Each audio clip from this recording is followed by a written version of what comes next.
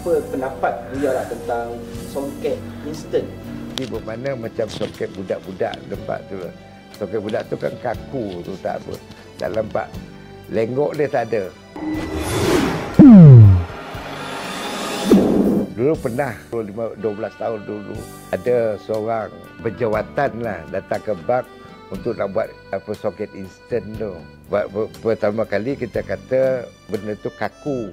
Tak, lenggok dia tak ada apa semua. Dia siap dengan apa, dia pakai dengan dah siap ukur. Lepas tu dia buat apa tu, zip ke apa ke. Mana macam soket budak-budak tempat tu. Soket budak tu kan kaku tu, tak apa. Tak lempak. Lenggok dia tak ada. Kalau kita pakai soket yang penting, lenggok dia ada, seni dia ada. Nak ke atas ke, nak ke bawah ke, nak terbuka ke depan ke, nak ke kiri, ke kanan, dia punya apa lipatan tu boleh.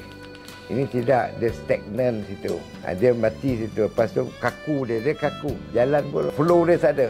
Itu dia membezakan yang lipat yang biasa dengan yang instant tu. Kalau nak budak-budak tak kisahlah, dia dah cepat tak apa lain. Lagi satu, lepas tu seorang tu dia pakai, tak apa orang lain pakai pasal dia dah pinggang dia tak sama apa semua. Kerugian besar ni boleh pakai. Bila 50 inci pinggang boleh pakai, yang 20 inci punya pinggang pun boleh pakai. Tak boleh potong-potong. Tak ada rugi. Tidak rugi songket tu.